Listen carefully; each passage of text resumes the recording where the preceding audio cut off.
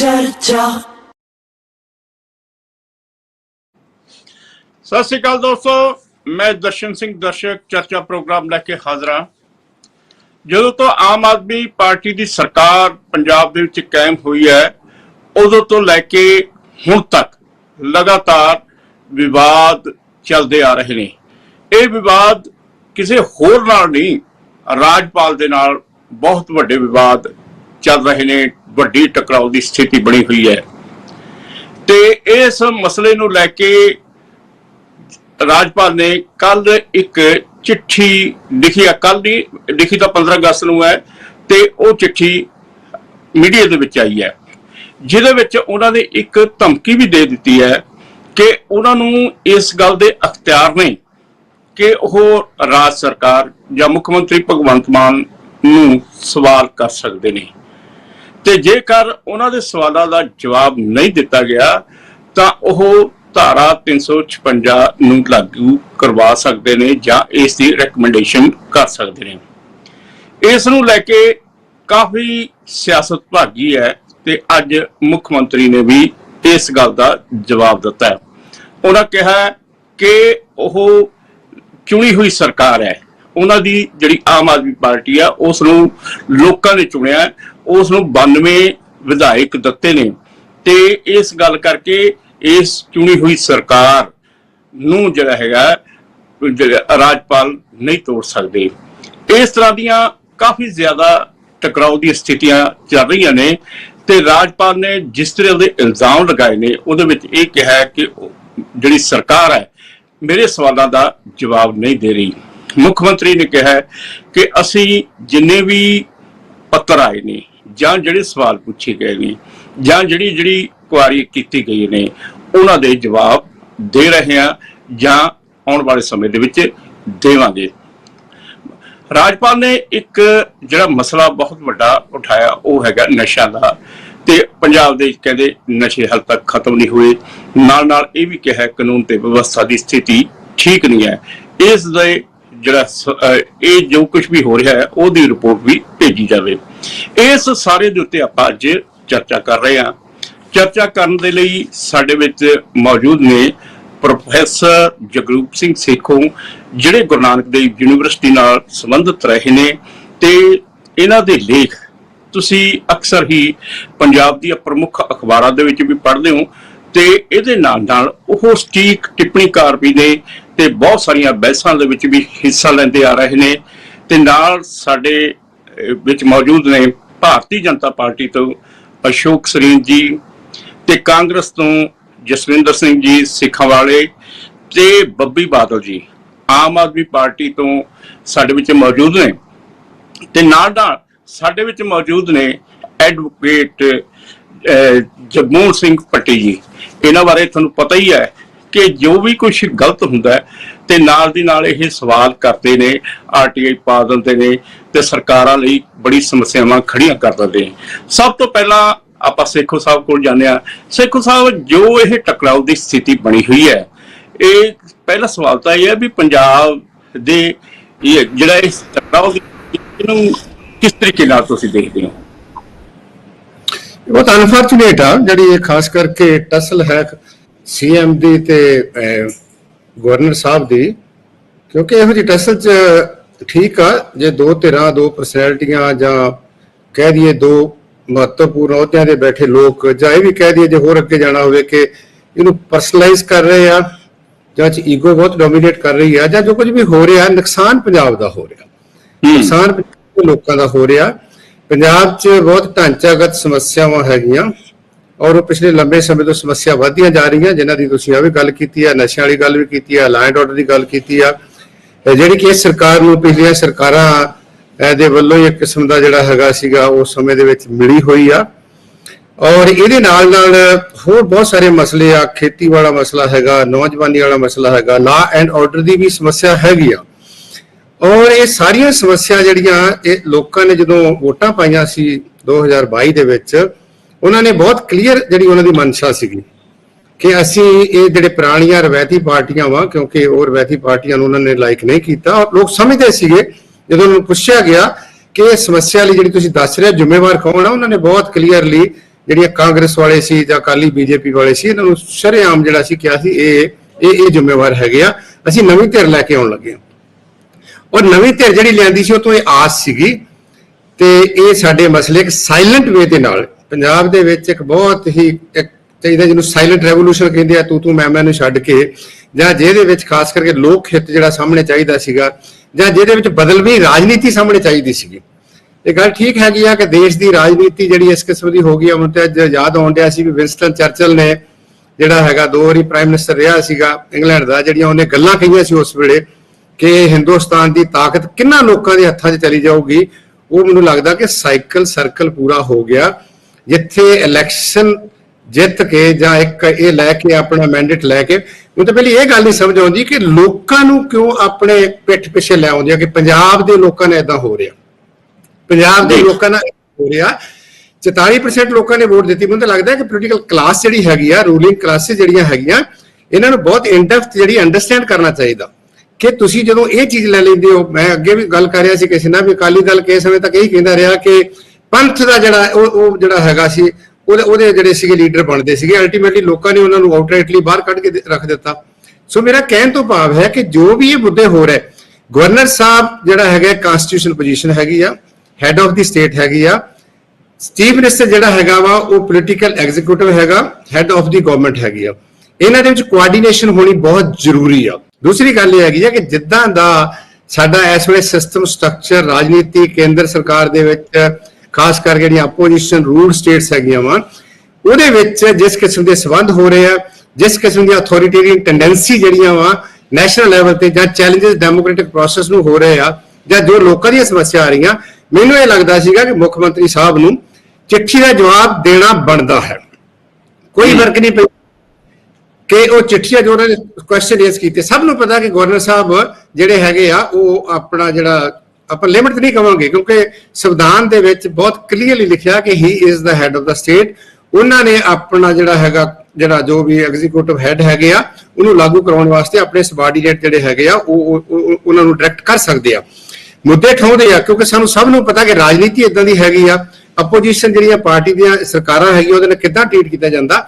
ਮੈਨੂੰ ਲੱਗਦਾ ਕਿ ਇਹ ਸਾਰੀਆਂ ਗੱਲਾਂ ਹੋਣ ਦੇ ਬਾਵਜੂਦ ਵੀ ਪੰਜਾਬ ਦੇ ਵਿੱਚ ਜਾਂ ਪੰਜਾਬ ਦੀ ਸਰਕਾਰ ਨੂੰ ਜਾਂ ਪੰਜਾਬ ਦੇ ਜਿਹੜੇ ਚੁਣੇ ਹੋਏ ਨੁਮਾਇੰਦੇ ਹੈਗੇ ਆ, ਇਹਨਾਂ ਦਾ ਬੇਸਿਕਲੀ ਵੱਡਾ ਫਰਜ਼ ਇਹ ਬਣਦਾ ਕਿ ਇਸ ਤੂੰ ਮੈਂ ਤੋਂ ਬਾਹਰ ਨਿਕਲ ਕੇ ਇਸ ਕਿਸਮ ਦੀ ਅਨਸੈਸਰੀ ਕੰਟਰੋਵਰਸੀ ਨੂੰ ਖੜੀ ਕਰਨ ਤੋਂ ਬਿਨਾਂ ਜਿਹੜੇ ਮੁੱਦੇ ਹੈਗੇ ਆ ਉਹਨਾਂ ਦੇ ਉੱਤੇ ਗੱਲ ਕਰਨ, ਆਪਣਾ ਏਜੰਡਾ ਲੈ ਕੇ ਅੱਗੇ ਚੱਲਣ, ਜੋ ਇਹਨਾਂ ਨੇ ਵਾਅਦੇ ਕੀਤੇ ਸੀ ਉਸ ਪਾਸੇ ਚੱਲ ਜਾਣ। ਕਿਉਂਕਿ ਜਦੋਂ ਹੁਣ ਪ੍ਰੈਸ ਕਾਨਫਰੰਸ ਹੁੰਦੀ ਆ, ਆਪਣੇ ਗਵਰਨਰ ਸਾਹਿਬ ਕਰਦੇ ਆ, ਸੀਐਮ ਸਾਹਿਬ ਕਰਦੇ ਆ, ਮੈਂ ਨਹੀਂ ਕਹਿੰਦਾ ਕਿ ਪਹਿਲੇ ਸਮੇਂ 'ਚ ਗਵਰਨਰ ਦਾ ਰੋਲ ਜਿਹੜਾ ਹੈਗਾ ਸੀ ਉਹ ਹਮੇਸ਼ਾ ਕੰਟਰੋਵਰਸ਼ੀਅਲ ਰਿਹਾ ਵਾ।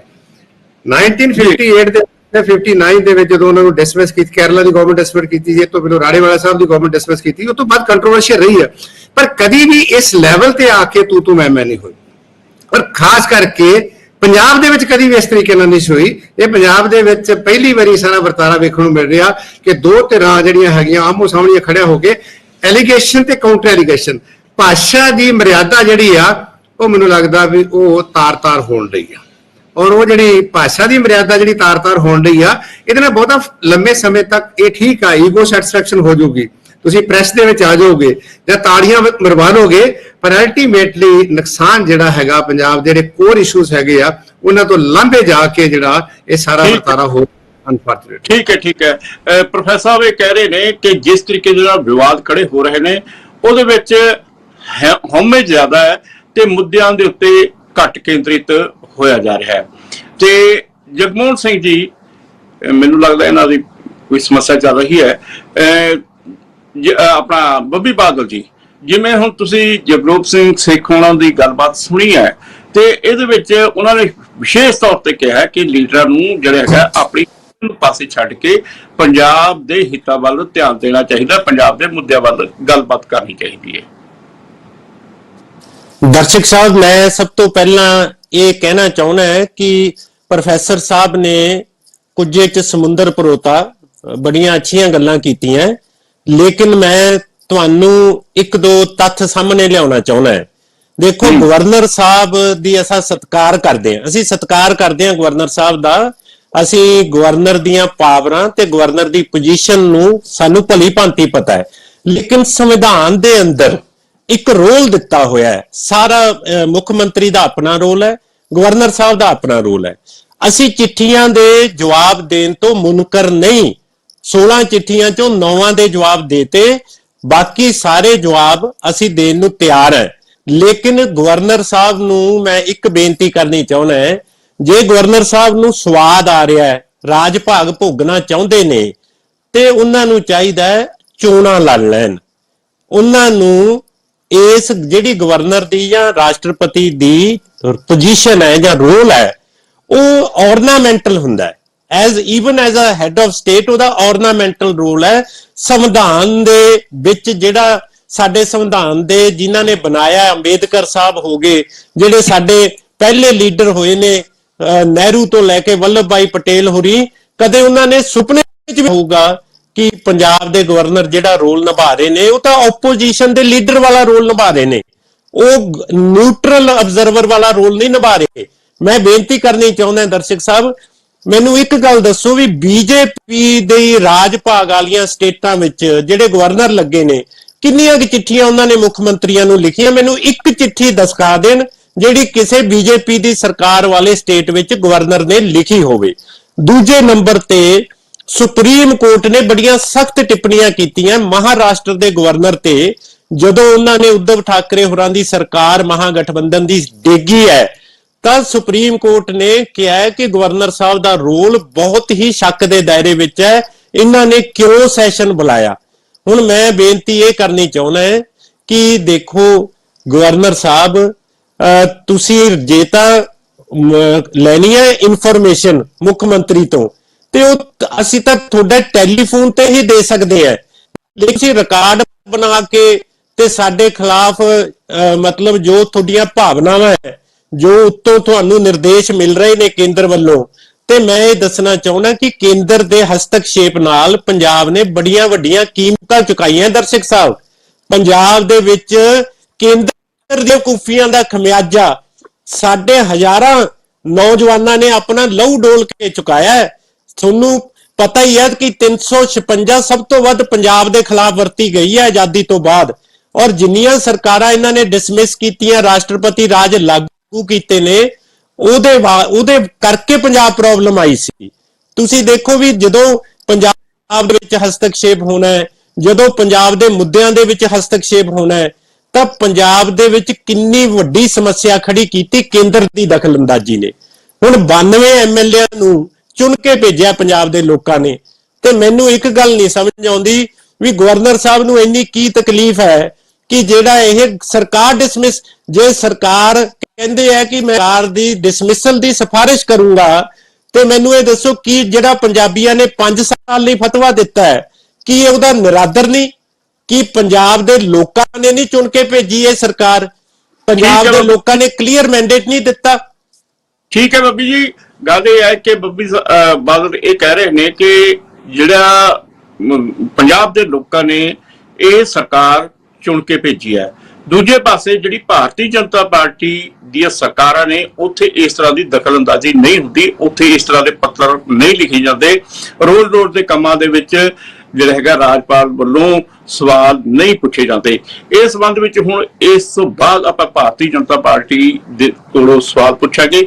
ਲੈਣੇ ਆ ਇੱਕ ਬ੍ਰੇਕ। ਅਸ਼ੋਕ ਸਰੀਨ ਜੀ ਕੋਲ ਜਾਂਦੇ ਆ। ਅਸ਼ੋਕ ਸਰੀਨ ਜੀ, ਜਿਵੇਂ ਤੁਸੀਂ ਬੱਬੀ ਬਾਦਲ ਉਹਨਾਂ ਦੀ ਗੱਲ ਸੁਣੀ ਹੈ, ਉਹਦੇ ਵਿੱਚ ਉਹਨਾਂ ਨੇ ਉਚੇਚੇ ਤੌਰ ਤੇ ਇਹ ਗੱਲ ਕਹੀ ਹੈ ਕਿ ਜਿੱਥੇ ਜਿੱਥੇ ਵੀ ਗੈਰ ਭਾਜਪਾਈ ਸਰਕਾਰਾਂ ਨੇ, ਉੱਥੇ ਰਾਜਪਾਲ ਕਦੇ ਵੀ ਕੋਈ ਦਖਲਅੰਦਾਜ਼ੀ ਨਹੀਂ ਕਰਦੇ ਹੈਗੇ, ਇਸ ਤਰੀਕੇ ਦੇ ਨਾਲ ਪੱਤਰ ਨਹੀਂ ਭੇਜਦੇ ਹੈਗੇ। ਪਰ ਜਿੱਥੇ ਜਿੱਥੇ ਤੁਹਾਨੂੰ ਪਤਾ ਹੀ ਹੈ ਕਿ ਜਿਵੇਂ ਹੁਣ ਇੱਥੇ ਆਮ ਆਦਮੀ ਪਾਰਟੀ ਦੀ ਸਰਕਾਰ ਹੈ, ਇੱਥੇ ਸਰਕਾਰ ਨੂੰ ਤੰਗ ਕਰਨ ਵਾਸਤੇ ਇਹ ਜਿਹਾ ਕੁਛ ਕੀਤਾ ਜਾ ਰਿਹਾ ਹੈ। ਸਵਾਲ ਪੁੱਛਿਆ, ਬਹੁਤ ਵਧੀਆ ਹੈ। ਆਮ ਆਦਮੀ ਪਾਰਟੀ ਸदैव ਹਮੇਸ਼ਾ ਹੀ ਵਿਕਟਿਮ ਕਾਰਡ ਖੇਡਣ ਦਾ ਪ੍ਰਯਾਸ ਕਰਦੀ ਹੈ। ਦੇਖੋ ਇਸ ਮੁੱਦੇ ਤੇ ਵੀ ਕੀ ਹੋਇਆ, ਇਹ ਪੱਤਰਬਾਜ਼ੀ ਇੱਥੇ ਤੱਕ ਆਣੀ ਨਹੀਂ ਚਾਹੀਦੀ ਸੀ। ਮੈਂ ਇਸ ਚੀਜ਼ ਦਾ ਸਮਝਦਾ ਕਿ ਇਹ ਨਹੀਂ ਹੋਣੀ ਚਾਹੀਦੀ ਸੀ, ਪਰ ਇੱਕ ਸਥਿਤੀ ਬਣੀ ਕਿਉਂ, ਇਸ ਦੀ ਜ਼ਿੰਮੇਵਾਰ ਵੀ ਆਮ ਆਦਮੀ ਪਾਰਟੀ ਹੈ। ਔਰ ਇਹ ਕਹਿੰਦੇ ਹੈ ਕਿ ਅਧਿਕਾਰ ਨਹੀਂ ਹੈ। ਜਿਹੜਾ ਮੈਨੂੰ ਲੱਗਦਾ ਹੈ ਕਿ ਜਿਹੜਾ ਪੱਤਰ ਗਵਰਨਰ ਸਾਹਿਬ ਨੇ ਲਿਖਿਆ ਉਹਦੇ ਚ ਅਧਿਕਾਰ ਤੇ ਜ਼ਿੰਮੇਵਾਰੀਆਂ ਦਾ ਪ੍ਰੋਪਰ ਵਰਣਨ ਹੈ। ਸੁਪਰੀਮ ਕੋਰਟ ਦਾ ਵੀ ਹਵਾਲਾ ਦਿੱਤਾ ਹੋਇਆ ਆਰਡਰ ਦਾ, ਔਰ ਇਹਨਾਂ ਦੀ ਜਿਹੜੀ ਇਹ ਬਦਕਲੀਮੀ ਹੈ ਜਿਹੜੀ ਸੀਐਮ ਸਾਹਿਬ ਦੀ ਜਿਹੜੀ ਸ਼ਬਦਾਂ ਦੀ ਸੀ ਉਹ ਵੀ ਮੈਂਸ਼ਨ ਕੀਤੇ ਹੋਇਆ। ਲਵ ਲੈਟਰ, ਮੇਰਾ ਹੈਲੀਕਾਪਟਰ, ਇਹਨਾਂ ਦਾ ਕੁਝ ਨਹੀਂ ਹੈ। ਸਰਕਾਰ ਦਾ ਨਾ ਗਵਰਨਰ ਸਾਹਿਬ ਦਾ ਖੁਦ ਦਾ ਹੈ, ਨਾ ਸੀਐਮ ਸਾਹਿਬ ਦਾ ਖੁਦ ਦਾ ਹੈ, ਪੰਜਾਬ ਦੇ ਲੋਕਾਂ ਦਾ ਸਭ ਕੁਝ। ਔਰ ਜਿਹੜਾ ਬੀਜੇਪੀ ਨੂੰ ਇਹ ਪ੍ਰਯਾਸ ਕੀਤਾ ਜਾ ਰਿਹਾ ਹੈ ਕਿ ਬੀਜੇਪੀ ਨੂੰ ਟਾਰਗੇਟ ਕਰਨਾ, ਜੇ ਆਮ ਆਦਮੀ ਪਾਰਟੀ ਪੂਰੇ ਰੂਪ ਚ ਫੇਲ ਹੋਏਗੀ। ਦੇਖੋ ਮੁੱਖ ਮੰਤਰੀ ਸਾਹਿਬ ਦਾ ਯਕੀਨ ਗੱਲ ਦਾ ਮੈਨੂੰ ਨਹੀਂ ਲੱਗਦਾ ਪੰਜਾਬ ਦੇ ਲੋਕਾਂ ਨੂੰ ਰਿਹਾ, ਕਿਉਂਕਿ BMW ਗੋਲੀ ਬਰਾੜ ਫੜਿਆ ਗਿਆ, BMW ਪੰਜਾਬ ਚ ਆ ਰਹੀ ਹੈ, ਉਹ ਰੂਜ ਦੇ ਜਿਹੜੇ ਇਹਨਾਂ ਦੇ ਬਿਆਨ ਸੀ, ਮੈਨੂੰ ਨਹੀਂ ਲੱਗਦਾ ਪੰਜਾਬ ਦੇ ਲੋਕਾਂ ਨੂੰ ਜਿਹੜਾ ਵਿਸ਼ਵਾਸ ਰਿਹਾ। ਔਰ ਸਭ ਤੋਂ ਛੇਤੀ ਜੇ ਕੋਈ ਦੇਸ਼ ਦੇ ਅੰਦਰ ਕਿਸੇ ਸਰਕਾਰ ਨੇ, ਸੂਬਾ ਸਰਕਾਰ ਨੇ ਆਪਣਾ ਵਿਸ਼ਵਾਸ ਖੋਇਆ ਤਾਂ ਉਹ ਪੰਜਾਬ ਦੀ ਸਰਕਾਰ ਹੈ। ਤੇ ਜਿੱਥੋਂ ਤੱਕ ਇਹ ਸਵਾਲ ਹੈ ਇਸ ਸਾਰੀਆਂ ਗੱਲਾਂ ਦਾ, ਇਹ ਸਾਰਾ ਇੱਕ ਵਿਕਟਿੰਗ ਕਾਰਡ ਇਸ ਲਈ ਖੇਲਿਆ ਜਾ ਰਿਹਾ ਕਿਉਂਕਿ ਸਰਕਾਰ ਨੇ ਜਿਹੜੀਆਂ ਗੱਲਾਂ ਕਹੀਆਂ ਸੀ, ਕਿਉਂਕਿ ਪਿਛਲਾ ਹੁਣ 1.5 ਸਾਲ ਹੋ ਗਿਆ, 1.5 ਸਾਲ ਦੇ ਬਾਅਦ ਕੀਤੇ ਹੋਏ ਕੰਮ ਬਾਹਰ ਆਣੇ ਸੀ। ਜੇ ਇਹਨਾਂ ਦੇ ਹੈਲਥ ਮਾਡਲ ਦੀ ਗੱਲ ਕਰਦੇ ਸੀ ਤਾਂ ਵੀਡੀਓ ਸਭ ਨੇ ਦੇਖ ਲਈ, ਹਸਪਤਾਲ ਦੇ ਅੰਦਰ ਪਾਣੀ ਚੱਲ ਰਿਹਾ, ਮਰੀਜ਼ ਨਹੀਂ ਹੈ।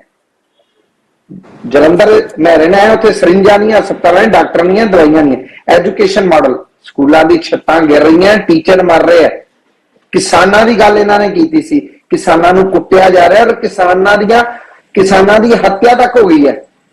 ਔਰ ਨੌਜਵਾਨਾਂ ਦੀ ਗੱਲ ਇਹਨਾਂ ਨੇ ਕੀਤੀ ਸੀ, ਨਸ਼ੇ, ਸਭ ਕੁਝ, ਐਵਰੀਥਿੰਗ। ਔਰ ਇਸ ਪੱਤਰ ਦੇ ਵਿੱਚ ਇੱਕ ਚੌਥੇ ਪੇਜ ਤੇ ਉਹਨਾਂ ਨੇ ਸਾਫ਼-ਸਾਫ਼ ਲਿਖਿਆ ਕਿ ਕੈਮਿਸਟ ਦੀਆਂ ਦੁਕਾਨਾਂ ਤੇ ਦਵਾਈ ਨਹੀਂ, ਨਸ਼ਾ ਮਿਲ ਰਿਹਾ।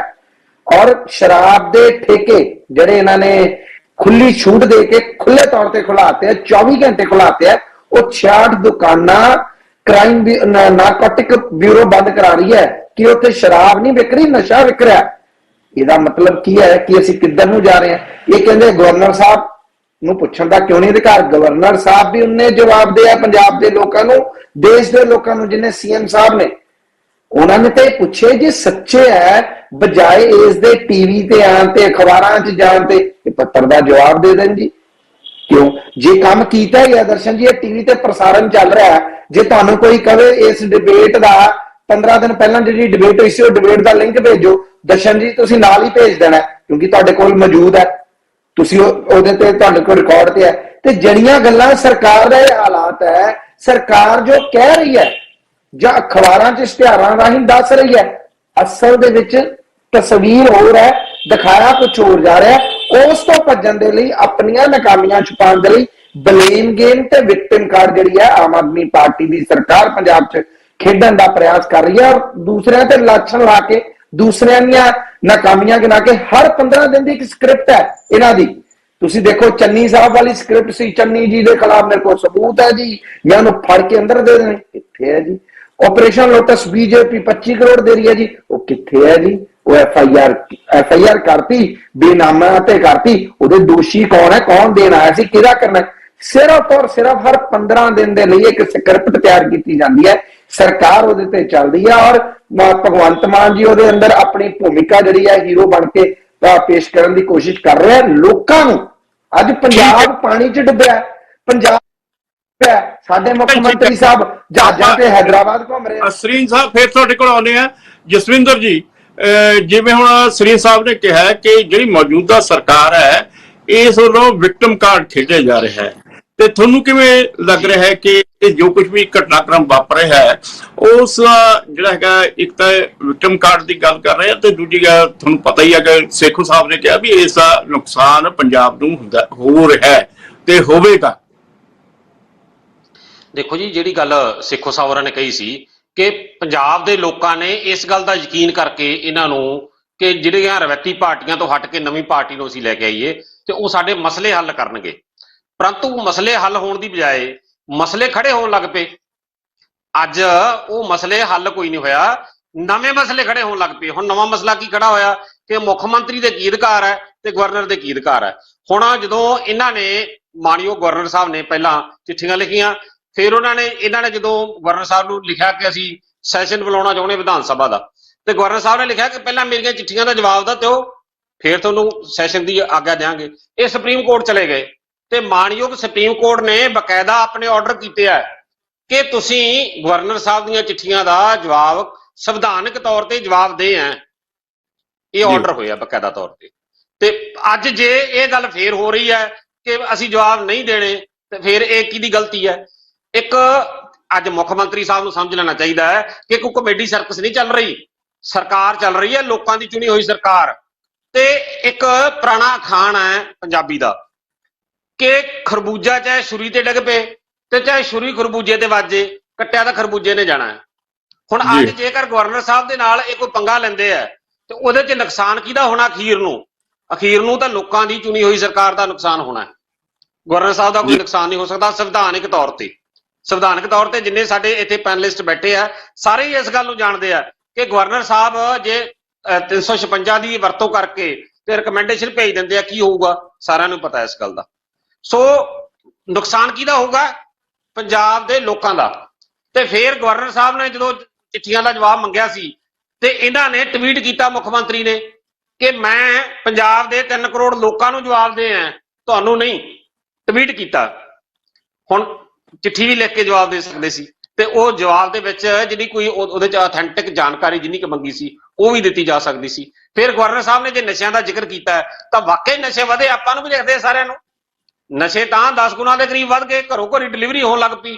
ਇਹਦੇ ਚ ਕੋਈ ਰੌਲੇ ਵਾਲੀ ਗੱਲ ਹੀ ਨਹੀਂ। ਇੱਕ ਮੈਂ ਥੋੜੀ ਜਿਹੀ ਗੱਲ ਸਰੀਨ ਸਾਹਿਬ ਹੋਰਾਂ ਦੀ ਠੀਕ ਕਰ ਦਿਆਂ, ਜਿਹੜੀ ਇਹਨਾਂ ਨੇ ਕਿਹਾ ਕਿ 66 ਠੇਕਿਆਂ ਦੇ ਉੱਤੇ ਨਸ਼ੇ ਵਿਕ ਰਹੇ ਸੀ, ਉਹਦੇ ਵਿੱਚ ਸ਼ਾਇਦ ਕੁਝ ਜਿਹੜੇ ਠੇਕੇ ਇਸ ਕਰਕੇ ਸੀਲ ਕੀਤੇ ਗਏ ਸੀ ਕਿ ਇੱਕ ਵਿਅਕਤੀ ਨੂੰ ਫੜਿਆ ਗਿਆ ਸੀ ਦਿੱਲੀ ਦੀ ਪੁਲਿਸ ਵੱਲੋਂ ਨਸ਼ਿਆਂ ਦੇ ਸਬੰਧ ਦੇ ਵਿੱਚ, ਉਹ ਤੋਂ ਨਸ਼ੇ ਬਰਾਮਦ ਹੋਏ ਸੀ ਤੇ ਉਸ ਵਿਅਕਤੀ ਦੇ ਪੈਸੇ ਲੱਗੇ ਹੋਏ ਸੀ ਉਹਨਾਂ ਠੇਕਿਆਂ ਦੇ ਵਿੱਚ।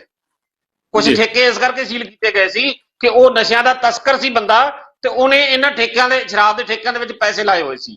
ਤੇ ਹੁਣ ਇਹ ਇੱਕ ਨੈਕਸਸ ਜਿਹੜਾ ਸਾਹਮਣੇ ਆ ਰਿਹਾ, ਦੇਖੋ ਤੁਸੀਂ, ਸ਼ਰਾਬ ਦੇ ਠੇਕੇ ਕਿਹਨੇ ਦਿੱਤੇ ਸੀ?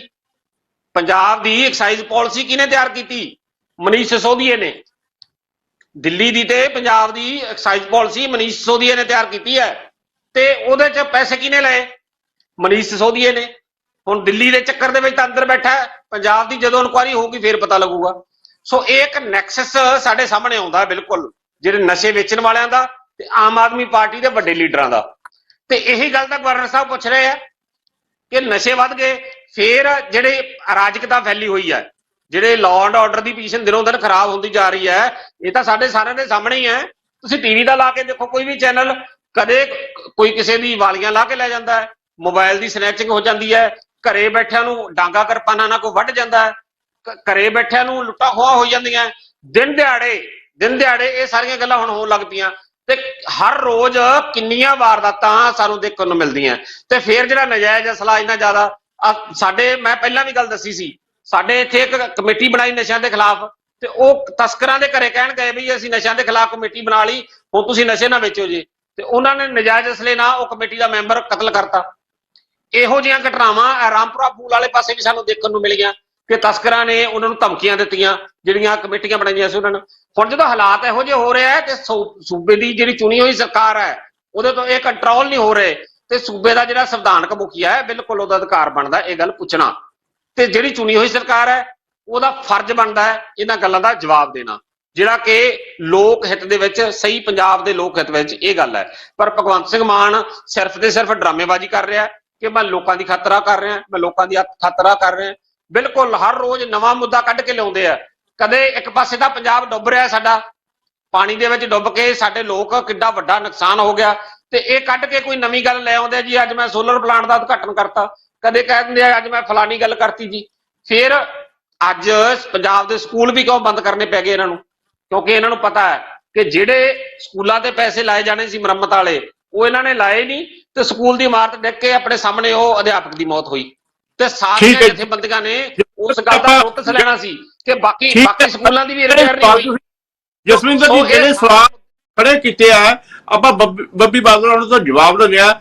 ਬੱਬੀ ਬਾਦਲ ਜੀ ਬਹੁਤ ਸਵਾਲ ਖੜੇ ਹੋਏ ਨੇ, ਭਾਰਤੀ ਜਨਤਾ ਪਾਰਟੀ ਨੇ ਵੀ ਖੜੇ ਕੀਤੇ ਆ ਤੇ ਕਾਂਗਰਸ ਨੇ ਵੀ ਖੜੇ ਕੀਤੇ ਆ, ਤੇ ਇਹ ਵੀ ਕਿਹਾ ਹੈ ਕਿ ਇਹ ਸਕ੍ਰਿਪਟ ਲਿਖੀ ਜਾਂਦੀ ਹੈ, 15 ਦਿਨਾਂ ਬਾਅਦ ਕੋਈ ਨਾ ਕੋਈ ਸ਼ੋਸ਼ਾ ਛੱਡਿਆ ਜਾਂਦਾ ਹੈ, ਜਿਹਦੇ ਕਰਕੇ ਜਿਹੜਾ ਹੈਗਾ ਇਹ ਸਾਰਾ ਕੁਛ ਪੰਜਾਬ ਦੇ ਜਿਹੜੇ ਖਾਸ ਮੁੱਦੇ ਨੇ ਉਹਨਾਂ ਤੋਂ ਲੋਕਾਂ ਦਾ ਧਿਆਨ ਹਟਾਇਆ ਜਾਵੇ। ਦਰਸ਼ਕ ਜੀ, ਮੈਂ ਸਾਰੀ ਗੱਲਬਾਤ ਸੁਣੀ ਬੀਜੇਪੀ ਬੁਲਾਰੇ ਔਰ ਕਾਂਗਰਸ ਦੇ ਸਾਡੇ ਲਾਇਕ ਬੁਲਾਰੇ, ਤੇ ਮੈਂ ਹੈਰਾਨ ਹੈ ਇਸ ਗੱਲ ਤੋਂ ਵੀ ਕਾਂਗਰਸ ਵਾਲੇ ਬੁਲਾਰੇ ਨੇ ਇੱਕ ਵਾਰ ਵੀ ਪੰਜਾਬ ਦੇ ਲੋਕਾਂ ਦੀ ਪੱਖ ਤਾਂ ਗੱਲ ਕੀ ਕਰਨੀ ਸੀ, ਉਹਨਾਂ ਨੇ ਆਪਣੀ ਮਾਨਸਿਕਤਾ ਉਹੀ ਐਮਰਜੈਂਸੀ ਵਾਲੀ ਰੱਖੀ ਹੋਈ ਹੈ। ਕਹਿੰਦੇ ਖਰਬੂਜਾ ਚਾਹੇ ਛੁਰੀ ਤੇ ਡਿੱਗ ਪਏ, ਚਾਹੇ ਛੁਰੀ ਖਰਬੂਜੇ ਤੇ ਡਿੱਗ ਪਏ। ਮਤਲਬ ਪੰਜਾਬ ਦੇ ਲੋਕ ਤਾਂ ਫਿਰ ਖਰਬੂਜੇ ਹੋ ਗਏ ਵੀ ਜਿਹੜਿਆਂ ਨੇ 5 ਸਾਲ ਲਈ ਸਰਕਾਰ ਨੂੰ ਭਗਵੰਤ ਮਾਨ ਔਰ ਆਮ ਆਦਮੀ ਪਾਰਟੀ ਨੂੰ ਸੌਂਪਿਆ ਹੈ। ਇਹਦਾ ਮਤਲਬ ਗਵਰਨਰ ਕਦੇ ਵੀ ਰਿਕਮੈਂਡੇਸ਼ਨ ਦੇ ਦੂਗਾ ਵੀ 356 ਲਾ ਦਿਓ ਤੇ 56 ਲੱਗ ਜੂਗੀ। ਗਵਰਨਰ ਤਾਂ ਸਾਨੂੰ ਸੈਸ਼ਨ ਬੁਲਾਉਣ ਦੀ ਵੀ ਨਹੀਂ ਸੀ ਪਰਮਿਸ਼ਨ ਦਿੰਦੇ, ਫਿਰ ਉਸ ਤੋਂ ਬਾਅਦ ਸੁਪਰੀਮ ਕੋਰਟ ਤੋਂ ਲੈ ਕੇ ਆਏ ਨਾ ਸੈਸ਼ਨ ਬੁਲਾਉਣ ਦੀ ਪਰਮਿਸ਼ਨ। ਸੋ ਮੈਂ ਇਹ ਦੱਸਣਾ ਚਾਹੁੰਦਾ ਹੈ, ਮੈਂ ਸਰੀਨ ਸਾਹਿਬ ਵੀ ਕਹਿ ਰਹੇ ਨੇ ਬੀਜੇਪੀ ਦੇ ਬੁਲਾਰੇ, ਕਹਿੰਦੇ ਵਿਕਟਮ ਕਾਰਡ ਖੇਡ ਰਹੇ ਨੇ, 15 ਦਿਨਾਂ ਦੀ ਸਕ੍ਰਿਪਟ ਲਿਖ ਰਹੇ ਨੇ। ਮੈਂ ਇਹ ਪੁੱਛਣਾ ਚਾਹੁੰਦਾ ਜੀ, ਤੁਸੀਂ ਮੈਨੂੰ ਇਹਨਾਂ 2-3 ਗੱਲਾਂ ਦਾ ਜਵਾਬ ਦੇ ਦਿਓ ਕਿ ਬੀਜੇਪੀ ਨੇ, ਕੇਂਦਰ ਨੇ ਦਿੱਲੀ ਦੇ ਵਿੱਚ ਪਾਵਰਾਂ ਨਹੀਂ ਖੋਈਆਂ ਆਮ ਆਦਮੀ ਦੀ ਸਰਕਾਰ ਤੋਂ? ਕਿ ਪੰਜਾਬ ਦੇ ਗਵਰਨਰ ਆਪਣਾ ਸੰਵਿਧਾਨਕ ਰੋਲ ਨਿਭਾ ਰਹੇ ਨੇ? ਅਸੀਂ ਕਦੇ ਕਿਹਾ ਵੀ ਅਸੀਂ ਜਵਾਬ ਨਹੀਂ ਦਿੰਦੇ? ਇਹ ਵਾਰ-ਵਾਰ ਸਾਰੇ ਕਹਿ ਰਹੇ ਨੇ ਕਿ ਇਹਨਾਂ ਨੂੰ ਜਵਾਬ ਦੇਣਾ ਚਾਹੀਦਾ ਹੈ। ਮੈਂ ਤੁਹਾਨੂੰ ਕਹਿ ਕੇ ਹਟਿਆ ਕਿ 16 ਚੋਂ 9 ਚਿੱਠੀਆਂ ਦੇ ਜਵਾਬ ਦੇਤੇ ਨੇ ਤੇ ਬਾਕੀ ਵੀ ਸਾਡੇ ਕੋਲ ਸਾਰੀਆਂ ਚਿੱਠੀਆਂ ਦੇ ਜਵਾਬ ਨੇ। ਲੇਕਿਨ ਜੇ ਤੁਸੀਂ ਇਹ ਗੱਲ ਕਹਿੰਦੇ ਹੋ ਕਿ ਲਾਅ ਐਂਡ ਆਰਡਰ ਖਰਾਬ ਹੈ, ਤਾਂ ਮੈਂ ਤੁਹਾਨੂੰ ਇਹ ਭਰੋਸਾ ਦਿਵਾ ਦਿਆਂ ਕਿ ਇੰਨਾ ਖਰਾਬ ਨਹੀਂ ਹੋਇਆ ਕਿ ਮੁਖਤਾਰ ਅੰਸਾਰੀ ਨੂੰ ਰੋਪੜ ਜੇਲ੍ਹ ਵਿੱਚ ਲਿਆ ਕੇ ਮੁੱਖ ਮੰਤਰੀ ਦੇ ਮੁੰਡੇ ਨੇ ਕਿੰਨੇ ਸਾਲ ਟਪਾਤੇ। ਅਜੇ ਇੰਨਾ ਖਰਾਬ ਨਹੀਂ ਹੋਇਆ ਜਿੰਨਾ ਤੁਹਾਡੇ ਕਾਂਗਰਸੀ ਮੁੱਖ ਮੰਤਰੀ ਕੈਪਟਨ ਅਮਰਿੰਦਰ ਸਿੰਘ ਵੇਲੇ ਖਰਾਬ ਸੀ।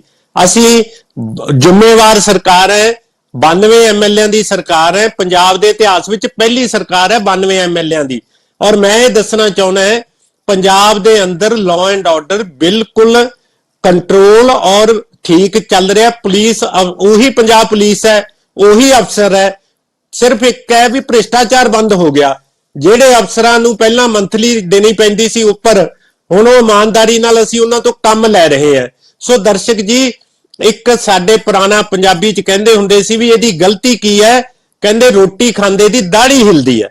ਹੁਣ ਮੈਂ ਤੁਹਾਨੂੰ ਇੱਕ ਬੇਨਤੀ ਕਰਦਾ ਵੀ ਸਾਡੇ ਨਾਲ ਤਾਂ ਉਹ ਕਰ ਰਹੇ ਨੇ ਗਵਰਨਰ ਸਾਹਿਬ ਵੀ ਤੁਸੀਂ ਰੋਟੀ ਖਾਂਦੇ ਹੋ, ਤੁਹਾਡੀ ਦਾੜੀ ਹਿਲਦੀ ਹੈ।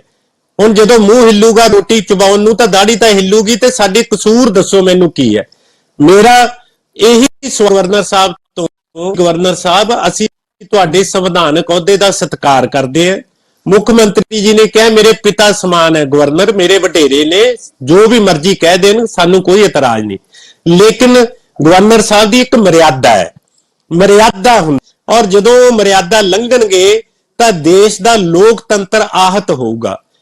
ਦੁੱਖ ਕਿਹਨੂੰ ਹੋਊਗਾ? ਜਿਹੜੇ ਪੰਜਾਬ ਦੇ ਲੋਕ ਹੈ, ਜਿਨ੍ਹਾਂ ਨੇ ਪੰਜਾਬ ਦੇ 5 ਸਾਲ ਲਈ ਸੇਵਾ ਆਮ ਆਦਮੀ ਪਾਰਟੀ ਨੂੰ ਸੌਂਪੀ ਹੈ। ਤੁਸੀਂ ਕਿਰਪਾ ਕਰਕੇ ਉਹਨਾਂ ਦੇ ਮੈਂਡੇਟ ਨੂੰ ਖਰਾਬ ਨਾ ਕਰੋ। ਸਾਡੇ ਵਿੱਚ ਤੁਸੀਂ ਜੇ ਤੱਕ ਕੋਈ ਬੱਬੀ ਜੀ ਤੁਹਾਡੇ ਕੋਲ ਫੇਰ ਆਉਂਦੇ ਆ। ਤੁਸੀਂ ਕਿਹਾ ਕਿ ਇੱਕ ਮਰਿਆਦਾ ਹੁੰਦੀ ਹੈ, ਇਹ ਮਰਿਆਦਾ ਜੇਕਰ ਗਵਰਨਰ ਲਈ ਹੈ ਤਾਂ ਇਹ ਮੁੱਖ ਮੰਤਰੀ ਵਾਸਤੇ ਵੀ ਇਹ ਮਰਿਆਦਾ ਉਨੀ ਹੀ ਲਾਗੂ ਹੁੰਦੀ ਹੈ ਕਿ ਉਹਨਾਂ ਨੂੰ ਵੀ ਵਿਅੰਗ ਨਹੀਂ ਕੱਸਣੇ ਚਾਹੀਦੇ, ਉਹਨਾਂ ਨੂੰ ਵੀ ਜਿਹੜੀ ਚਿੱਠੀ ਆ ਉਹਨੂੰ ਲਵ ਲੈਟਰ ਨਹੀਂ ਕਹਿਣਾ ਚਾਹੀਦਾ। ਇਸ ਗੱਲ ਦਾ ਵੀ ਧਿਆਨ ਰੱਖਿਆ ਜਾਣਾ ਚਾਹੀਦਾ। ਹੁਣ ਇੱਕ ਬ੍ਰੇਕ ਦਾ ਸਮਾਂ ਹੋ ਰਿਹਾ, ਲੈਣੇ ਇੱਕ ਬ੍ਰੇਕ ਤੋਂ ਬਾਅਦ ਫਿਰ ਹਾਜ਼ਰ ਹੋਣੇ ਆ। ਸਰੀਨ ਸਾਹਿਬ, ਜਿਸ ਤਰੀਕੇ ਦੇ ਨਾਲ ਖਾਸ ਤੌਰ ਤੇ ਬੱਬੀ ਬਾਦਲ ਉਹਨਾਂ ਨੇ ਕਿਹਾ ਹੈ ਕਿ ਜਿਹੜੀ ਇਹ ਸਾਡੀ ਜਿਹੜੀ ਚੁਣੀ ਹੋਈ ਸਰਕਾਰ ਹੈ, ਐਡਾ ਵੱਡਾ ਮੈਂਡੇਟ ਕਿਸੇ ਵੀ ਪਾਰਟੀ ਨੂੰ ਕਦੇ ਨਹੀਂ ਮਿਲਿਆ। ਕਦੇ ਵੀ ਪੰਜਾਬ ਦੇ ਵਿੱਚ ਇੰਨੇ ਵਿਧਾਇਕਾਂ ਨਾਲ ਪਾਰਟੀ ਨਹੀਂ ਆਈ, ਕੋਈ ਵੀ ਸਰਕਾਰ ਨਹੀਂ ਬਣੀ ਹੈਗੀ। ਪਰ ਇਹਦੇ ਨਾਲ ਇਹ ਵੀ ਸਵਾਲ ਪੈਦਾ ਹੁੰਦਾ ਹੈ ਕਿ ਜੇਕਰ ਚੁਣੀ ਹੋਈ ਸਰਕਾਰ ਹੈ ਤਾਂ ਉਸ ਨੂੰ ਕਿਸੇ ਦਾ ਜਵਾਬਦੇਹ ਤਾਂ ਹੋਣਾ ਚਾਹੀਦਾ ਹੈ। ਤੇ ਖਾਸ ਤੌਰ ਤੇ ਜਿਹੜੇ ਸਵਾਲ ਬੱਬੀ ਬਾਦਲ ਉਹਨਾਂ ਨੇ ਉਠਾਏ ਨੇ, ਉਹਦੇ ਜਵਾਬ ਵਿੱਚ ਤੁਸੀਂ ਕੀ ਕਹਿਣਾ ਚਾਹੋਗੇ? ਦਰਸ਼ਨ ਜੀ, ਇਹੀ ਤਾਂ ਦੁਖਾਂਤ ਆ ਗਿਆ ਪੰਜਾਬ ਦਾ ਕਿ ਇੱਡਾ ਮੈਂਡੇਟ ਆਉਣ ਤੋਂ ਬਾਅਦ ਵੀ ਵਿਸ਼ਵਾਸ ਨਹੀਂ ਹੋਇਆ, ਧੋਖਾ ਹੋਇਆ। ਵਿਸ਼ਵਾਸ ਜਨਤਾ ਨੇ ਕੀਤਾ, ਧੋਖਾ ਇਹਨਾਂ ਨੇ ਦਿੱਤਾ। ਦੇਖੋ ਸੈਸ਼ਨਾਂ ਦੀ ਗੱਲ ਆਈ, ਹੁਣ ਮੈਨੂੰ ਟਾਈਮ ਦੇਣਾ ਹੈ ਬੋਲੇ। ਸੈਸ਼ਨਾਂ ਦਾ ਗੱਲ ਆਈ, ਸੈਸ਼ਨਾਂ ਦੇ ਵਿੱਚ ਕੀ ਕੁਝ ਹੋ ਰਿਹਾ ਉਹ ਸਾਰੇ ਅਸੀਂ ਦੇਖਦੇ ਹਾਂ। ਫਿਰ ਇਹਨਾਂ ਨੇ ਦਿੱਲੀ ਦੀ ਗੱਲ ਕੀਤੀ, ਪੰਜਾਬ ਦੀ ਦਿੱਲੀ ਦੇ ਅੰਦਰ ਸ਼ਰਾਬ ਤਸਕਰੀ ਦੇ ਵਿੱਚ ਇਹਨਾਂ ਦੇ ਡਿਪਟੀ ਸੀਐਮ ਫੜੇ ਗਏ, ਇਹਨਾਂ ਦੇ ਹੈਲਥ ਮਿਨਿਸਟਰ ਫੜੇ ਗਏ ਹੈ, ਔਰ ਇਹ ਤਾਂ ਉਹਨਾਂ ਨੂੰ ਭਗਤ ਸਿੰਘ, ਭ੍ਰਸ਼ਟਾਚਾਰੀਆਂ ਨੂੰ ਭਗਤ ਸਿੰਘ ਦੱਸਦੇ ਸੀ। ਫਿਰ ਕਹਿੰਦੇ ਸੀ ਸਬੂਤ ਲਿਆਓ, ਹੁਣ ਸਬੂਤ ਵੀ ਆ ਗਏ। ਇਹਨਾਂ ਨੂੰ ਡਰ ਹੈ। ਫਿਰ ਇਹਨਾਂ ਨੇ ਗੱਲ ਕੀਤੀ ਕਿ ਇਹ ਜੀ ਸਾਡੀ ਸਰਕਾਰ ਬਹੁਤ ਵਧੀਆ ਚੱਲ ਰਹੀ ਹੈ, ਪਹਿਲਾਂ ਨਹੀਂ ਜੇਲਾਂ ਦੇ ਵਿੱਚ ਮਰਡਰ ਨਹੀਂ ਕਿਸੇ ਨੇ ਦੇਖੇ, ਜੇਲਾਂ ਦੀਆਂ ਵੀਡੀਓ ਨਹੀਂ ਕਿਸੇ ਨੇ ਦੇਖੀਆਂ, ਜੇਲਾਂ ਦੇ ਵਿੱਚ ਗੈਂਗਸਟਰਾਂ ਦੀਆਂ ਇੰਟਰਵਿਊ ਚੱਲਦੀਆਂ ਨਹੀਂ ਕਿਸੇ ਨੇ ਦੇਖੀਆਂ, ਇਹ ਇਸੇ ਹੀ ਸਰਕਾਰ 'ਚ ਦੇਖੀਆਂ। ਫਿਰ ਇਹ ਕਹਿ ਰਹੇ ਸੀ ਗਵਰਨਰ ਸਾਹਿਬ ਜੀ ਅਸੀਂ ਉਹਨਾਂ ਦੀ ਇੱਜ਼ਤ ਕਰਦੇ ਹਾਂ ਜੀ।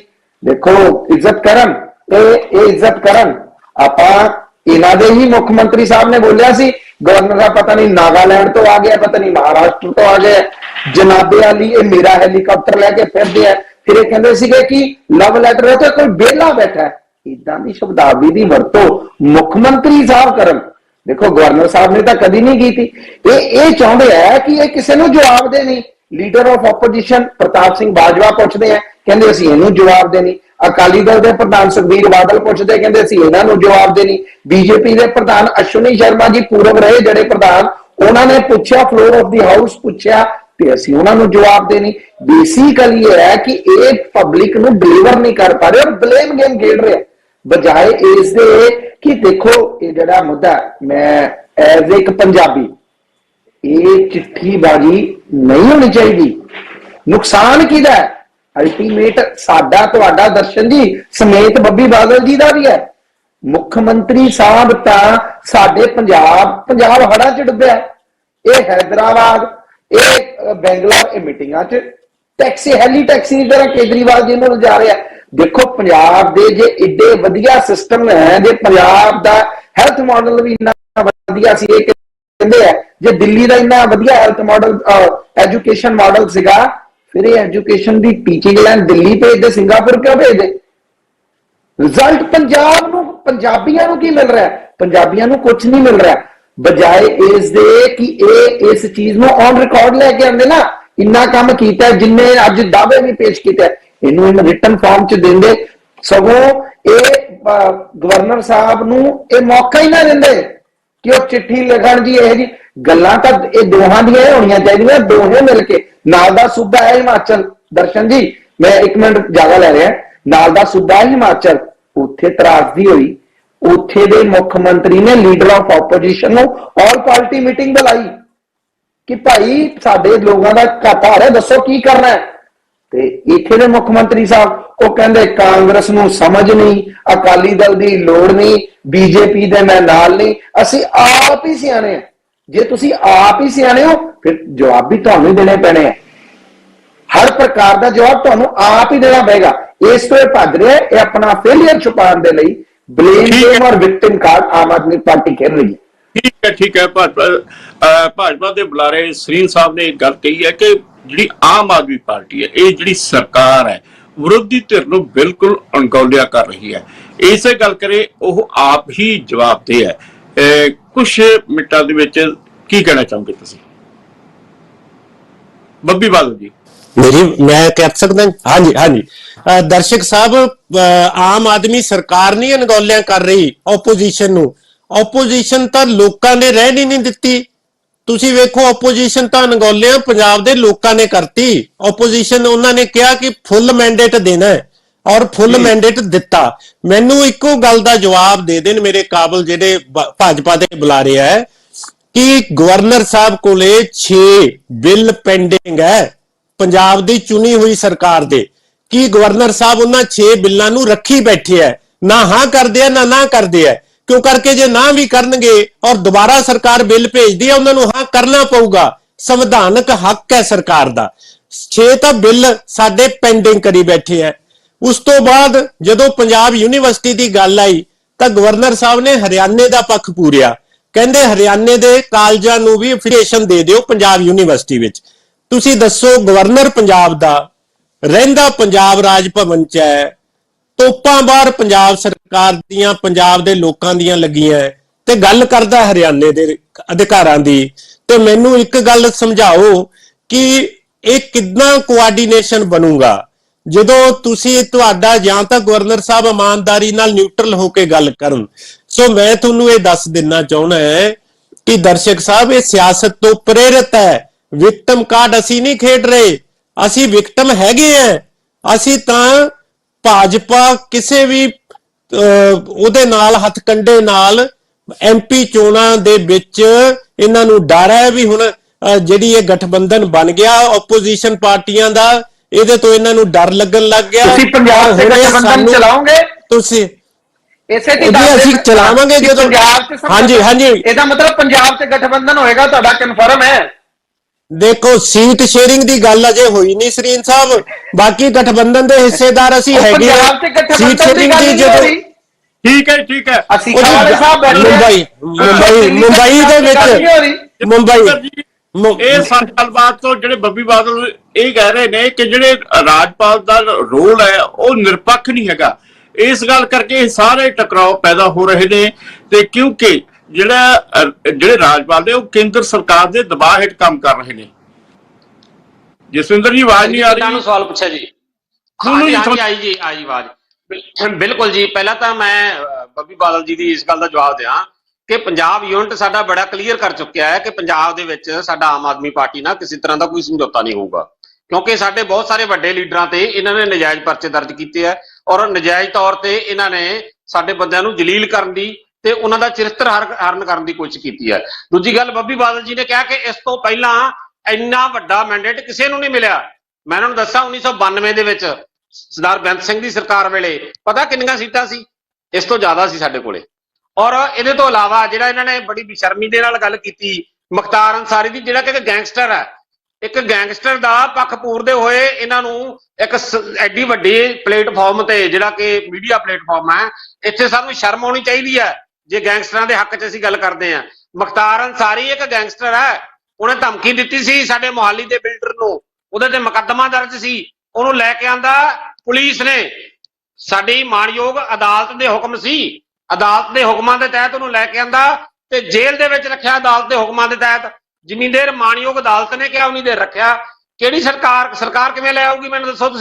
ਤੁਸੀਂ ਕਿਸੇ ਬਾਹਰਲੀ ਸਟੇਟ ਤੋਂ ਕਿਸੇ ਗੈਂਗਸਟਰ ਨੂੰ ਲਿਆ ਕੇ ਦਿਖਾ ਦਿਓ, ਤੁਹਾਡੀ ਹੁਣ ਸਰਕਾਰ ਹੈ ਨਾ, ਤੁਸੀਂ ਲਿਆ ਕੇ ਦਿਖਾ ਦਿਓ ਬਿਨਾਂ ਅਦਾਲਤ ਦੇ ਹੁਕਮਾਂ ਤੋਂ। ਤੁਸੀਂ ਇਹ ਗੱਲਾਂ ਬਿਲਕੁਲ ਇੱਕ ਗੈਰ ਜ਼ਿੰਮੇਵਾਰੀ ਵਾਲੀਆਂ ਗੱਲਾਂ, ਔਰ ਜਿਹੜੀਆਂ ਗੱਲਾਂ ਭਗਵੰਤ ਮਾਨ ਕਰਦਾ ਹੈ ਉਹੋ ਜਿਹੀਆਂ ਗੱਲਾਂ ਹੀ ਇਹਨਾਂ ਦੇ ਗਾਂ ਨੁਮਾਇੰਦੇ ਕਰਦੇ ਆ।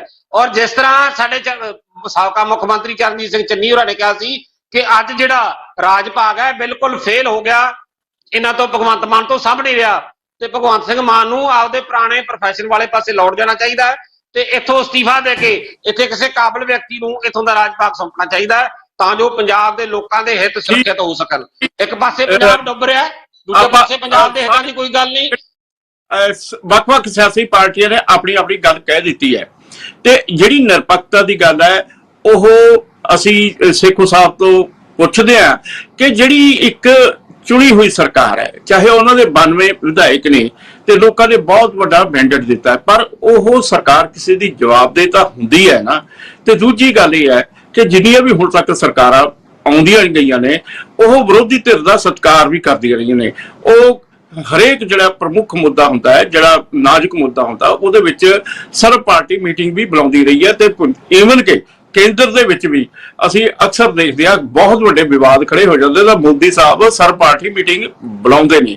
ਤੇ ਇਸ ਸੰਬੰਧ ਵਿੱਚ ਤੁਸੀਂ ਕੀ ਕਹਿਣਾ ਚਾਹੋਗੇ ਕਿ ਜਿਹੜੀ ਆਮ ਆਦਮੀ ਪਾਰਟੀ ਸਰਕਾਰ ਦਾ ਐਟੀਟਿਊਡ ਜਿਹੜਾ ਹੈਗਾ ਉਹ ਆਪਣੇ ਆਪ ਹੀ ਟਕਰਾਓ ਦੀ ਸਥਿਤੀ 'ਚ ਆ ਜਾਂਦਾ ਹੈ ਕਿ ਜਾਣਬੁੱਝ ਕੇ ਇਸ ਤਰੀਕੇ ਦਾ ਕਿਹਾ ਜਾਂਦਾ ਕਰਿਆ ਜਾਂਦਾ?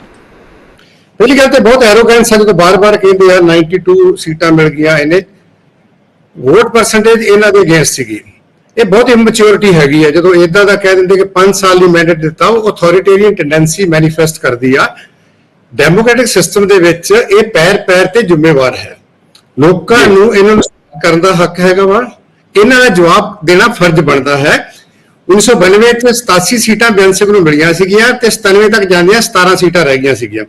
ਮੈਨੂੰ ਲੱਗਦਾ ਹੈ ਕਿ ਆਮ ਆਦਮੀ ਪਾਰਟੀ ਦੀ ਜਿਹੜਾ ਕ੍ਰਾਈਸਿਸ ਹੈਗਾ ਵਾ, ਇੱਕ ਪੰਜਾਬੀ ਚ ਕਹਾਵਤ ਹੈਗੀ ਆ ਕਿ ਉਹ ਇਹ ਬੁੱਢਿਆਂ ਨੂੰ ਛੱਡਤਾ ਵੀ ਉਹ ਜਦੋਂ ਮੁੰਡੇ ਨੂੰ ਵਿਆਹਣ ਤੁਰ ਪਏ ਬਿਨਾਂ ਸਿਹਰਾ ਲਾਇਆ ਤੇ ਉਹਨੂੰ ਕਿਹਾ ਉਤਰਿਓ ਸਿਹਰੇ ਤੇ ਲਾ ਲਓ। ਜੇ ਇਸ ਪਾਰਟੀ ਨੂੰ ਬਣਾਉਣ ਵਾਲੇ ਸੀਗੇ, ਜਿਹੜੇ ਪਾਰਟੀ ਨੂੰ ਜਿਹਨਾਂ ਕੋਲ ਵਿਚਾਰਧਾਰਾ ਸੀਗੀ, ਜਿਹੜੀ ਇਹਨੂੰ ਆਲਟਰਨੇਟਿਵ ਰਾਜਨੀਤੀ 'ਚ ਲਿਆਉਣਾ ਚਾਹੁੰਦੇ ਸੀਗੇ, ਮੈਂ ਨਾਂ ਲੈਣਾ ਚਾਹੁੰਦਾ ਸ਼ਾਂਤੀ ਭੂਸ਼ਣ ਉਹਨਾਂ ਨੇ, ਮੇਰੇ ਖਿਆਲ ਕੁਝ ਲੋਕ ਤਾਂ ਸਾਥੀ ਬਹੁਤ ਲੇਟ ਆਏ ਹੋਣੇ ਜਿੰਨਾ ਸਾਡੀ ਜਾਣਕਾਰੀ, ਸੀਡ ਮਨੀ ਆਪਣੇ ਕੋਲੋਂ ਦਿੱਤੀ। ਪ੍ਰਸ਼ਾਂਤ ਭੂਸ਼ਣ ਸੀਗੇ, ਐਡਮਿਰਲ ਰਾਮਦਾਸ ਸੀਗੇ, ਪ੍ਰੋਫੈਸਰ ਜੋਗਿੰਦਰ ਯਾਦਵ ਸੀਗੇ, ਇਹ ਪ੍ਰੋਫੈਸਰ ਆਨੰਦ ਕੁਮਾਰ ਸੀਗੇ, LK ਝਾ ਸਾਹਿਬ ਸੀਗੇ, ਦੁਨੀਆ ਭਰ ਦੇ ਇਹਦੇ ਵਿੱਚ ਉਹ ਬੰਦੇ ਸੀ, ਫਿਲਾਸਫਰ ਸੀ, ਜਿਨ੍ਹਾਂ ਨੇ ਗਾਈਡ ਕਰਨਾ ਸੀਗਾ, ਜਿਨ੍ਹਾਂ ਨੇ ਇਹਨੂੰ ਰਿਸਪੌਂਸਿਬਲ ਬਣਾਉਣਾ ਸੀਗਾ। ਕਿਉਂਕਿ ਉਦੋਂ ਆਲਟਰਨੇਟਿਵ ਰਾਜਨੀਤੀ ਦੀ ਗੱਲ ਕੀਤੀ ਸੀ, ਮੁੜ ਕੇ ਆਲਟਰਨੇਟਿਵ ਪੋਲਿਟਿਕਸ ਵਾਲੀ ਗੱਲ ਆ ਗਈ। ਚਲੋ ਉਹ ਗੱਲ ਤਾਂ ਹੋ ਗਈ। ਪੰਜਾਬ ਦੇ ਲੋਕ ਜਿਹੜੇ ਐਕਸਪੈਰੀਮੈਂਟ ਕਰਦੇ ਰਹਿੰਦੇ ਆ, ਔਰ ਇਸ ਐਕਸਪੈਰੀਮੈਂਟ ਦੇ ਵਿੱਚੋਂ ਜਿਹੜੇ ਇਹ ਲੋਕ ਜਿਹੜੇ ਆ 92 ਬੰਦੇ ਆਏ ਆ, ਲੋਕਾਂ ਨੇ ਪਾਰਟੀ ਨੂੰ ਵੋਟ ਪਾਈ ਆ। ਵੱਡੇ ਵੱਡੇ ਥੰਮ ਜਿਹੜੇ ਪੁਰਾਣੀਆਂ ਪਾਰਟੀਆਂ ਦੇ ਜਿਹੜੇ ਸੀ, ਉਹ ਵੀ ਸ਼ਾਇਦ ਕਿਸੇ ਸਮੇਂ 'ਚ ਬਹੁਤ ਹੰਕਾਰ ਕਰਦੇ ਸੀਗੇ। ਉਹ ਵੀ ਕੋਈ ਕਹਿੰਦਾ ਸੀ 25 ਸਾਲ ਰੂਲ ਕਰਨਾ ਵਾ, ਕੋਈ ਕਹਿੰਦਾ ਸੀ ਕੌਣ ਸਾਨੂੰ ਪੁੱਛਣ ਵਾਲਾ ਹੁੰਦਾ ਵਾ, ਇਹ ਕੌਣ ਕੱਲ ਦੇ ਜਵਾਕੜੇ ਪੁੱਛਦੇ ਆ। ਮੈਨੂੰ ਲੱਗਦਾ ਕਿ ਸਾਰੀਆਂ ਗੱਲਾਂ ਛੱਡ ਕੇ ਜਿਹੜੇ ਮੁੱਦੇ ਸੀਗੇ, ਮੁੱਦੇ ਬਹੁਤ ਕਲੀਅਰ ਹੈਗੇ ਆ ਕਿ ਕਿਹੜਿਆਂ ਮੁੱਦਿਆਂ ਤੇ ਲੋਕਾਂ ਨੇ ਇਹਨਾਂ ਨੂੰ ਵੋਟ ਪਾਈ। ਮੈਨੂੰ ਲੱਗਦਾ ਕਿ ਪੰਜਾਬ ਨੂੰ ਸਿਆਸਤਦਾਨ ਦੀ ਲੋੜ ਸੀਗੀ, ਪੰਜਾਬ ਨੂੰ ਰਾਜਨੀਤੀਵਾਨ ਦੀ ਲੋੜ ਇਹ ਕ੍ਰੂਸ਼ੀਅਲ ਸਮੇਂ 'ਚ ਨਹੀਂ ਸੀਗੀ। ਅਸੀਂ ਬਹੁਤ ਟ੍ਰਾਂਜੀਸ਼ਨ ਫੇਜ਼ 'ਚ ਵਾਂ। ਟੈਰਰਿਜ਼ਮ ਆਇਆ, 30 ਸਾਲ ਇਹਨਾਂ ਦੋ ਸਰਕਾਰਾਂ ਰਹੀਆਂ, ਦੋ ਪਾਰਟੀਆਂ ਸਰਕਾਰਾਂ ਰਹੀਆਂ, ਪੰਜਾਬ ਥੱਲੇ ਗਿਆ।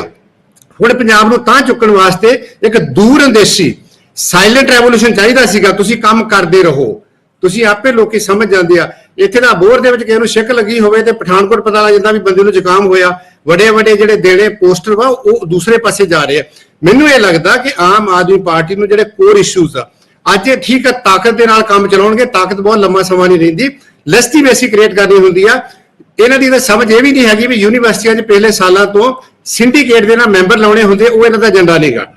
ਇਹਨਾਂ ਦੇ ਵਿੱਚ ਸੈਨੇਟ ਦੇ ਮੈਂਬਰ ਲਾਉਣੇ ਆ, ਜਿੱਥੇ ਐਜੂਕੇਸ਼ਨ ਦੀ ਗੱਲ ਕਰਦੇ, ਹਾਇਰ ਐਜੂਕੇਸ਼ਨ ਦੀ, ਉਹ ਇਹਨਾਂ ਦਾ ਪਤਾ ਹੀ ਨਹੀਂ ਕਿਸੇ ਨੂੰ, ਕਿਸੇ MLA ਨੂੰ ਨਹੀਂ ਪਤਾ। MLAਆਂ ਦੇ ਨੋਟੀਫਿਕੇਸ਼ਨ ਹੋ ਜਾਂਦੀ ਆ, ਉਹ ਬੰਦਿਆਂ ਨੂੰ ਜਿਹੜਾ ਸਾਈਨ ਪ੍ਰੋਪਰ ਨਹੀਂ ਉਹਦੇ ਵਿੱਚ ਆਉਣ ਡਿਆ, ਚੱਲੀ ਜਾਂਦਾ 92 ਬੰਦਿਆਂ ਦੇ ਜ਼ੋਰ ਦੇ ਨਾਲ। ਪਰ ਪੰਜਾਬ ਦੇ ਲੋਕਾਂ ਨੇ ਇਹਨਾਂ ਤੇ ਬਹੁਤ ਵਿਸ਼ਵਾਸ ਕੀਤਾ ਸੀ। ਇਹਨਾਂ ਕੋਲ ਬਹੁਤ ਵੱਡਾ ਮੈਂਡੇਟ ਸੀਗਾ, ਪੰਗੇ ਖੜੇ ਕਰਨਾ, ਚਾਹੇ ਦਿੱਲੀ ਨਾਲ ਪੰਗਾ ਲੈਣ ਲਈ, ਚਾਹੇ ਦੂਸਰੇ ਪਾਸੇ ਪੰਗਾ ਲੈਣ ਲਈ।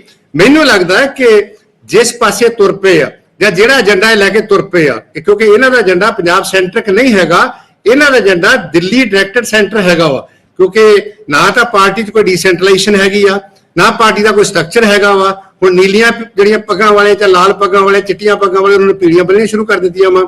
ਕੋਈ ਇਸ ਕਿਸਮ ਦਾ ਜਿਹੜਾ ਇੰਸਟੀਟਿਊਸ਼ਨਲਾਈਜ਼ਡ ਪ੍ਰੋਸੈਸ ਨਹੀਂ ਹੋਗਾ, ਤਾਂ ਇਸ ਕਰਕੇ ਲੋਕਾਂ ਨੂੰ ਇਹ ਸਹਿਣਾ ਪਊਗਾ। ਪਰ ਹਾਂ, ਜੇ ਗਵਰਨਰ ਸਾਹਿਬ, ਮੈਂ ਡੈਡਲੀ ਅਗੇਂਸਟ ਆ ਪੰਜਾਬ ਅਗੇਂਸਟ ਆ, ਗਵਰਨਰ ਸਾਹਿਬ ਕੋ ਹੈ ਰਾਈਟ ਹੈਗਾ, 356 ਲਾ ਦੇਣਗੇ, ਇਹਨਾਂ ਨੂੰ ਇੱਕ ਵਾਰੀ ਲਾਂਬੇ ਕਰ ਦੇਣਗੇ, ਫਿਰ ਸੁਪਰੀਮ ਕੋਰਟ 'ਚ ਤੁਰੇ ਫਿਰਦੇ ਰਹਿਣਗੇ ਤੇ ਉੱਥੋਂ ਤੱਕ ਸਾਰਾ ਖਲਾਰਾ ਪੈ ਜਾਊਗਾ।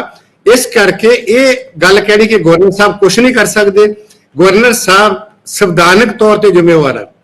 ਲਾ ਐਂਡ ਆਰਡਰ, ਕਨਸਟੀਟਿਊਸ਼ਨਲ ਪ੍ਰੋਬਿਟੀ, ਇਹ ਗਵਰਨਰ ਸਾਹਿਬ ਨੇ ਦੇਖਣੀ ਆ ਕਿ ਸੰਵਿਧਾਨ ਮੁਤਾਬਕ ਕੰਮ ਹੁੰਦਾ, ਲਾ ਐਂਡ ਆਰਡਰ ਹੈਗਾ ਕਿ ਨਹੀਂ ਹੈਗਾ, ਉਹਨਾਂ ਨੇ ਦੇਖਣਾ। ਤੁਹਾਨੂੰ ਪਤਾ ਹੋਣਾ ਕਿ 1983 ਦੇ ਵਿੱਚ ਇੱਕ ਬੱਸ ਦੇ ਵਿੱਚ ਇਨਸੀਡੈਂਟ ਹੋਇਆ ਸੀ, ਕਾਂਗਰਸ ਦੀ ਸਰਕਾਰ ਸੀ, ਆਪਣੀ ਦਰਬਾਰਾ ਸਿੰਘ ਦੀ, ਇੰਦਰਾ ਗਾਂਧੀ ਨੇ ਉਹ ਇਨਸੀਡੈਂਟ ਤੋਂ ਬਾਅਦ ਸਰਕਾਰ ਨੂੰ ਡਿਸਮਿਸ ਕਰਤਾ ਸੀ।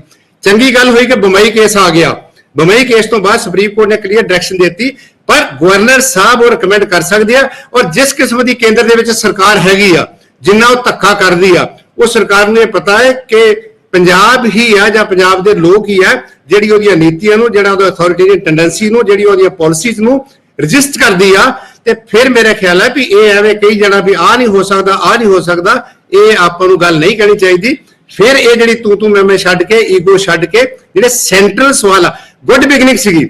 ਮੈਂ ਲਿਖਿਆ ਸੀ ਗੱਲ ਕਿ ਪਹਿਲਾ ਸਾਲ ਚੰਗੀ ਬਿਗਨਿੰਗ ਸੀਗੀ, ਕਰਪਸ਼ਨ ਦੀ ਗੱਲ ਕੀਤੀ, ਗੈਂਗਸਟਰ ਨੂੰ ਕਾਬੂ ਕੀਤਾ, ਇਹਨਾਂ ਨੇ ਇੰਪਲਾਇਮੈਂਟ ਦਿੱਤੀ ਆ, ਕੁਝ ਚੰਗੀ ਬਿਗਨਿੰਗ ਸੀਗੀ। ਪਰ ਵਿੱਚ ਵਿਚਾਲੇ ਆਣ ਕੇ ਜਿਹੜੀ ਆ ਤੂੰ ਮੈਂ ਬੀਜੇਪੀ ਨੇ ਟ੍ਰੈਪ ਕਰਨਾ, ਇਹ ਮੰਨ ਕੇ ਚੱਲਣ, ਉਹਦੀ ਨਿਕਲਣਾ ਵਾ ਉਹ ਸਿਆਸਤ। ਠੀਕ ਹੈ ਪ੍ਰੋਫੈਸਰ ਸਾਹਿਬ, ਗੱਲ ਇਹ ਹੈ ਕਿ ਪ੍ਰੋਫੈਸਰ ਸਾਹਿਬ ਕਹਿ ਰਹੇ ਨੇ ਕਿ ਇਸ ਸਰਕਾਰ ਨੂੰ ਕੇਂਦਰ ਸਰਕਾਰ ਦੇ ਨਾਲ, ਖਾਸ ਤੌਰ ਤੇ ਰਾਜਪਾਲ ਦੇ ਨਾਲ ਟਕਰਾਓ ਦੀ ਨੀਤੀ ਨਹੀਂ ਅਪਣਾਉਣੀ ਚਾਹੀਦੀ, ਤੇ ਜਿਹੜੇ ਖਾਸ ਪੰਜਾਬ ਦੇ ਮੁੱਦੇ ਨੇ ਉਹਨਾਂ ਦੇ ਉੱਤੇ ਆਪਣੇ ਆਪ ਨੂੰ ਕੇਂਦਰਿਤ ਕਰਨਾ ਚਾਹੀਦਾ ਹੈ। ਲੋਕਾਂ ਨੇ ਜਿਹੜਾ ਮੈਂਡੇਟ ਦਿੱਤਾ ਹੈ, ਉਸ ਮੈਂਡੇਟ ਅਨੁਸਾਰ ਜਿਹੜਾ ਹੈਗਾ ਲੋਕ ਚਾਹੁੰਦੇ ਆ ਬਦਲਾਅ ਆਵੇ, ਇਹ ਆਉਣਾ ਚਾਹੀਦਾ ਹੈ। ਪਰ ਜੇਕਰ ਇਸੇ ਤਰੀਕੇ ਦੇ ਨਾਲ ਕਦੇ ਰਾਜਪਾਲ ਨਾਲ ਲੜਾਈ ਹੋਈ, ਕਦੇ ਕੇਂਦਰ ਸਰਕਾਰ ਨਾਲ ਟਕਰਾਅ ਪੈਦਾ ਹੋ ਗਿਆ, ਇਸ ਤਰੀਕੇ ਦੇ ਨਾਲ ਜਿਹੜਾ ਹੈਗਾ ਪੰਜਾਬ ਦਾ ਨੁਕਸਾਨ ਹੋ ਰਿਹਾ। ਜਿਵੇਂ ਇਹਨਾਂ ਨੇ ਕਿਹਾ ਕਿ ਜੇ ਧਾਰਾ 356 ਲਾਗੂ ਹੋ ਜਾਂਦੀ ਹੈ ਤਾਂ ਉਹਦੇ ਨਾਲ ਤੁਸੀਂ ਸੁਪਰੀਮ ਕੋਰਟ ਦੇ ਦਰਵਾਜ਼ੇ ਖੜਕਾਈ ਜੋ ਬੜਾ ਲੰਬਾ ਸਮਾਂ ਲੱਗ ਜਾਂਦਾ, ਪਰ ਪੰਜਾਬ ਦਾ ਬਹੁਤ ਵੱਡਾ ਨੁਕਸਾਨ ਹੋ ਸਕਦਾ ਹੈ। ਸੇਖੋ ਸਾਹਿਬ, ਸਰੀਨ ਸਾਹਿਬ, ਜਸਵਿੰਦਰ ਸਿੰਘ ਜੀ ਤੇ ਬੱਬੀ ਬਾਦਲ ਜੀ, ਤੁਸੀਂ ਇਸ ਚਰਚਾ ਦੇ ਵਿੱਚ ਸ਼ਾਮਲ ਹੋਏ, ਤੁਹਾਡਾ ਬਹੁਤ ਬਹੁਤ ਧੰਨਵਾਦ। ਤੇ ਸਾਡੇ ਦਰਸ਼ਕਾਂ ਦਾ ਵੀ ਬਹੁਤ ਬਹੁਤ ਧੰਨਵਾਦ ਜਿਹੜੇ ਇਹਨਾਂ ਨੇ ਇਹ ਚਰਚਾ ਸੁਣੀ ਤੇ ਅਕਸਰ ਹੀ ਉਹ ਇਸ ਚਰਚਾ ਨੂੰ ਲੈ ਕੇ ਅੱਗੇ ਵੀ ਜਿਹੜਾ ਹੈਗਾ ਸਾਨੂੰ ਸੁਝਾਅ ਵੀ ਦਿੰਦੇ ਰਹਿੰਦੇ ਆ। ਤੇ ਕੱਲ ਨੂੰ ਕਿਸੇ ਨਵੇਂ ਵਿਸ਼ੇ ਦੇ ਨਾਲ ਫੇਰ ਤੁਹਾਡੇ ਰੂਬਰੂ ਹੋਣਗੇ। ਉਦੋਂ ਤੱਕ ਮੈਨੂੰ ਦਿਓ ਆਗਿਆ। ਸਤਿ ਸ੍ਰੀ ਅਕਾਲ। ਚਰਚਾ।